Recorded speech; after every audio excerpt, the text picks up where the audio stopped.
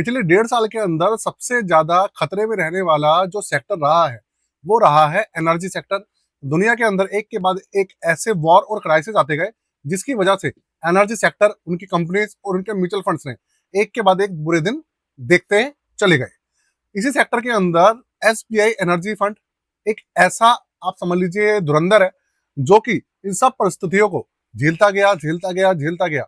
उसके बाद भी उसने रिटर्न्स निकालने कहीं भी कम नहीं किए। इतनी बुरी कंडीशन में जब यूएस और ईरान का युद्ध चल रहा है और जो ऑयल के प्राइस हैं वो लगातार हाइक होते जा रहे हैं, उसके बाद भी ये फंड पॉजिटिव रिटर्न निकाल रहा है और ठीक ठाक रिटर्न निकाल कर दे रहा है। पिछले एक महीने में 8% के आसपास ये रिटर्न निकाल कर दे चुका है अपने इन्वेस्टर्स को। तो आज इसका एक लॉन्ग टर्म रिव्यू करने वाले हैं। किस तरीके का फंड है, क्या इसने परेशानी झेली है, क्या इसका फ्यूचर है, उसके ऊपर भी बात करेंगे। और साथ में इसके अंदर कुछ पोटेंशियल है या नहीं है, उसकी भी बात करेंगे दोस्तों। तो नमस्कार, सबसे पहले चैनल को सब्सक्राइब कर दीजिएगा और वीडियो को लाइक जरूर कर दीजिएगा। कंप्यूटर स्क्रीन आपके सामने चालू हो चुकी है। फंड का नाम आपको बताया ही था, SBI energy opportunity fund, short में एसबीआई एनर्जी फंड भी कहते हैं। मार्केट के अंदर एसबीआई के बाद आईसीआईसीआई एनर्जी फंड, इसके बाद सबसे बड़ा फंड है एनर्जी सेक्टर का। तो तकरीबन 2 साल से ज्यादा इस फंड को लॉन्च हुए हुए हो चुके हैं।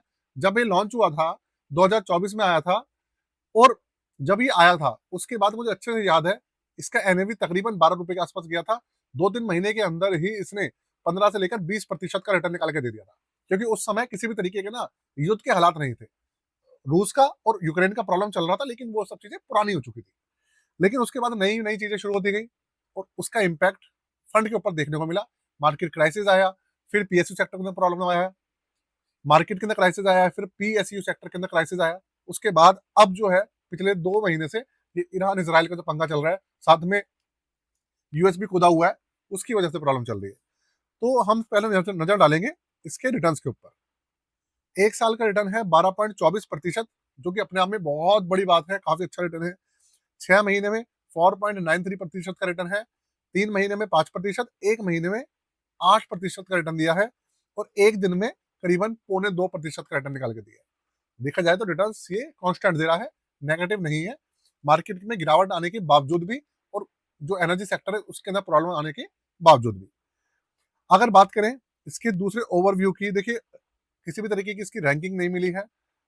रिस्क मीटर वेरी हाई है, एक तो सेक्टर बेस्ड फंड है, ऊपर से ये पूरा इक्विटी है। 3.76% का इसका 2 साल का एवरेज है, तकरीबन 4.25% का।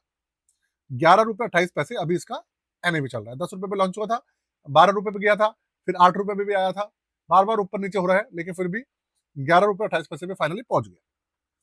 पोर्टफोलियो के ऊपर एक थोड़ी सी नजर डालते हैं, इसका पोर्टफोलियो किस तरीके का है वो समझते हैं। 94.65% हिस्सेदारी इसके अंदर इक्विटी की है। डेट कैटेगरी 0.70% ना के बराबर है, और 4.65% इन्होंने कैश होल्ड किया हुआ है इस फंड के अंदर अभी के समय में। मतलब ये है कि अभी भी इनको ऐसा लग रहा है कि मार्केट के अंदर अप एंड डाउन काफी हो सकते हैं, इसीलिए इन्होंने अभी भी इसके अंदर कैश होल्ड किया हुआ है, तकरीबन 4.5%। इसके अलावा लार्ज कैप है 45% इसके अंदर। लार्ज कैप जो है वो ऑयल एंड गैस सेक्टर की है।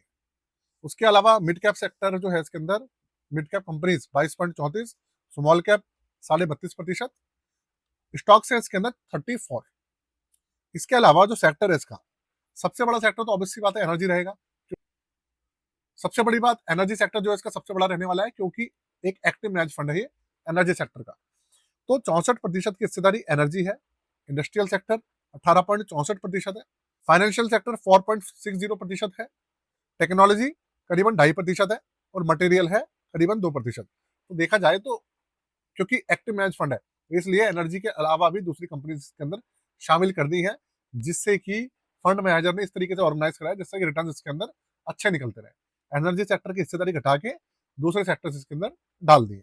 बहुत अच्छा अच्छा इसके अंदर डिसीजन लिया हुआ है, और बाकी रिटर्न वगैरह ठीक ठाक चल रहे हैं, बाकी अच्छा चल रहा है सब। और इसके अलावा आपको बता दूं अपनी पोर्टफोलियो सर्विसेज के बारे में। पोर्टफोलियो रिव्यू कराना चाहे आप, क्रिएशन कराना चाहे, सिर्फ 999 में आप करवा सकते हैं। Stock portfolio, mutual fund portfolio, या फिर ईटीएफ का पोर्टफोलियो, आपका कोई सा भी रिव्यू करवाना हो। लोग क्रिएशन तो वैसे ज्यादा करानी चाहिए, लेकिन अभी लोग क्रिएशन कम करा रहे हैं, रिव्यू ज्यादा करा रहे हैं। तो बहुत सारी चीजें आप करवाना चाहें तो करा सकते हैं, जिससे कि आपको पता लगे आपकी स्कीम्स अच्छा चल रही हैं, नहीं चल रही हैं, आपके जो गोल है वो ये सब स्कीम जो है पूरा करेंगे भी या नहीं करेंगे, या बिना मतलब में एसआईपी कर रहे हैं। तो ये सब चीजें सारी डिटेल्स मेंशन है, व्हाट्सएप नंबर यहाँ पे मेंशन है, डिस्क्रिप्शन के अंदर सारी डिटेल्स है, आप जाकर देख लीजिएगा। अब आगे चलते हैं, अब इस फंड के चार्जेस और सब चीजें बात करते हैं, उसके बाद बात करेंगे इसके भविष्य की, फ्यूचर की, कि भाई इस जो सेक्टर है इसका क्या भविष्य है। 26 फरवरी 2024 को लॉन्च हुआ था, 2 साल से ज्यादा हो चुके हैं। निफ्टी एनर्जी टीआरआई इसका बेंचमार्क है। ओपन एंडेड स्कीम है, 0.80% एक्सपेंस रेशियो है, जो कि काफी ज्यादा है, काफी ज्यादा है ये। और 5.82% इसका एवरेज है जब से लॉन्च हुआ है। रिस्क मीटर वेरी हाई है, 7,805 करोड़ का इसका एयूएम है। पहले ज्यादा हुआ करता था, लेकिन अभी इसका एनर्जी सेक्टर थोड़ा डाउन चल रहा है, इसलिए इसका जो टोटल एयूएम है वो थोड़ा डाउन हुआ है। 5,000 रुपए से लमसम, 500 रुपए से एसआईपी में होता है, और 1% है इसका एग्जिट लोड 30 दिन तक। उसके बाद किसी भी तरीके का इसके अंदर एग्जिट लोड नहीं है, और किसी भी तरीके का इसके अंदर लॉक इन पीरियड नहीं है, नहीं है और नहीं है। ये आपने सारी चीजें देखी, आपने इसके चार्जेस देखे, आपने इसका पोर्टफोलियो देखा, आपने इसका जो रिटर्न्स वाला सेक्शन है वो देखा। अब सबसे पहली बात, आप जो मैं पॉइंट्स बता रहा हूं उसको समझिएगा। देखिए, इस फंड के पॉजिटिव और नेगेटिव की बात कर रहा हूं। सबसे बड़ा नेगेटिव पॉइंट है इसका एक्सपेंस रेशियो, पहले कम हुआ करता था, अब इन्होंने बढ़ा दिया है। तो भाई एसबीआई वालों को इसको कम करना चाहिए, जिससे कि इन्वेस्टर्स को थोड़ा सा बेनिफिट मिले। एक पॉजिटिव साइड ये है कि इसका एग्जिट लोड जो है वो कम कर दिया है, पहले ज्यादा हुआ करता था, अब सिर्फ 30 दिन का कर दिया है। अच्छा, दूसरा इसका नेगेटिव पॉइंट है वो है इसका energy sector. Sector based fund है, अभी क्राइसिस चल रहा है, तो अगर पैसा कोई ऐसी जगहों पे फंस जाए तो उसको रिकवर होने में काफी समय लग जाता है। लेकिन देखिए, सेक्टर बेस्ड फंड के अंदर पैसा बनता भी है और पैसा गिरता भी है, दोनों काम होते हैं। अगर हम स्पेसिफिकली जो एनर्जी सेक्टर है उसकी बात करें, तो आप एक चीज समझिएगा, एनर्जी सेक्टर का मतलब क्या है। एनर्जी सेक्टर का मतलब अभी के समय में जो दुनिया में चल रहा है उसका मतलब है ऑयल और गैस। क्योंकि पूरी दुनिया, ऑब्वियसली बात है, चाहे अमेरिका ले लीजिए, भले चाइना ले लीजिए, भले भारत हो या यूरोप हो, उसके अंदर हर चीज चल रही है अभी डीजल, पेट्रोल और गैस से। इसके बिना तो अभी ऐसी कोई टेक्नोलॉजी आई नहीं है जो कि इन सब चीजों को रिप्लेस कर पाए, और आने वाले कई दशकों तक लगता भी नहीं कि इन सब चीजों को कोई रिप्लेस कर पाएगा। एक के बाद एक हर देश के अंदर होड़ मची पड़ी है अपनी जो एनर्जी की भूख है, जो अ, आप समझ लीजिए नीड है पूरे देश की, उसको फुलफिल करने के लिए।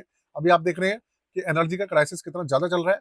लोग एलपीजी सिलेंडर के लिए, गैस के लिए धक्के खा रहे हैं, बहुत पैसे दे रहे हैं, और हर देश अपने देश के उपभोक्ताओं के लिए, उनके जो लोग हैं उनको पूरा करने के लिए भरसक प्रयास कर रहे हैं। तो आप समझिए, जब एनर्जी की नीड इतनी ज्यादा है तो ऑब्वियसली बात है ये जो सेक्टर है इसका भविष्य भी काफी अच्छा है। बस कहानी यही चल रही है कि भाई ये जो डोनाल्ड ट्रंप गद्दी पे बैठे हैं, एक के बाद एक इनके जो डिसीजन है भाई वो दुनिया के लिए हानिकारक है, अमेरिका के लिए भी बहुत ज्यादा हानिकारक है, जिसकी वजह से प्रॉब्लम आ रही है। अगर ये आदमी शांत हो जाता है, और या फिर ये आदमी चला जाता है, इसको भगा देते हैं सीट पे से, या इम्पीचमेंट आ जाता है, या फिर 2-3 साल और जो इसके बचे हुए, 2.5 साल बचे हुए हैं, वो खत्म हो जाता है, उसके बाद ग्लोबली अगर स्टेबिलिटी आती है, शांति होती है, तो सबसे ज्यादा भागता हुआ आपको अगर कोई सेक्टर दिखेगा तो वो एनर्जी सेक्टर ही होगा। इस बात को आप ध्यान रखें। आपका इस बारे में क्या कहना है मुझे बताइएगा। साथ में चैनल को सब्सक्राइब करके वीडियो को लाइक जरूर कर दीजिएगा दोस्तों। आज के लिए जय हिंद, वंदे मातरम।